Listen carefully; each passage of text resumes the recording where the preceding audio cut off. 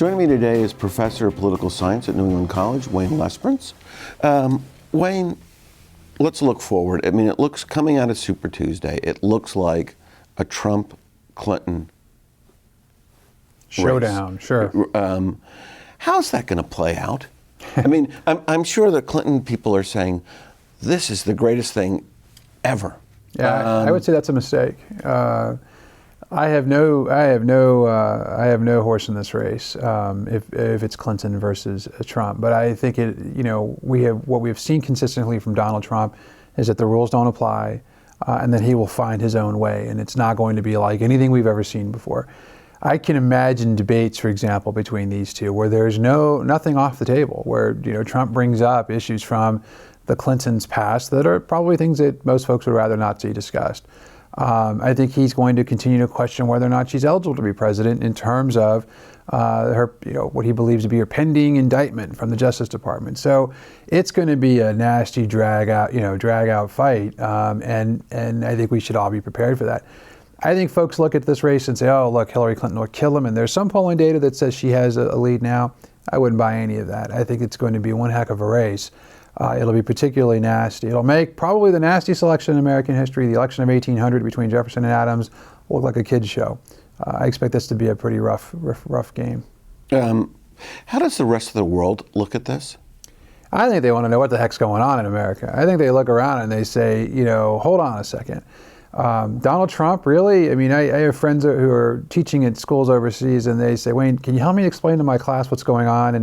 And I said, gosh, yeah, sure, once I figure it out, and what I basically, tell them and what I think they get is that American voters are angry, and there's a lot of frustration. It's interesting, when you talk to folks in Europe, they don't seem very surprised or nervous at all about Bernie Sanders because democratic socialism is very much a part of their everyday political system. So they understand how that could play out. Yeah, and I think they probably, to some extent, they think, gosh, what's taking you so long, right? To have a greater social welfare state is the path they've taken, and why wouldn't the Americans want something like that? Trump is something that's very different to them, but they get, in their minds, what I hear all the time is it's celebrity, that Americans are responding to his celebrity, that if Donald Trump were to fly right now to Berlin or to London or to Paris, he would draw 10, 20, 30,000 people because of his celebrity. So I think they get that. Does that hypothesis hold true? I mean, I can understand the celebrity factor early, but past Super Tuesday, I wouldn't have thought a celebrity factor would have worked. Has it ever worked in the past? Not to this extent, no. We've had celebrity presidents, but after they became president. Teddy Roosevelt was a celebrity president in many ways because he was this iconic figure of rugged individualism and all that. But Trump comes in the door with all of that. He comes in as a brand more than he did as a candidate. That's not something we've seen very much before. It would be interesting to see if Michael Bloomberg got in the race, how that would play out. Would it be similar? But again, Michael Bloomberg, while a billionaire, even richer than Trump, didn't have a reality TV show, doesn't have a catchphrase. Well, he doesn't have the celebrity status. He's been a politician. Right. He's been the mayor. Right. He's an incredibly wealthy guy. He's got a brand of his own, but it's not the brand that the Trump brand is. So this is pretty unique. I can't think of anything in history that matches this, which is why, when we look at the general election come November, we're all sort of scratching our heads saying, what does that look like? We've not seen anything like this before. Do you think the Republicans will get behind, or will they defect? I think we're watching the last stand of the establishment party, or the Republican Party. They are doing everything they can to stop him. They're going to go all in at this point. I think it's a little too late.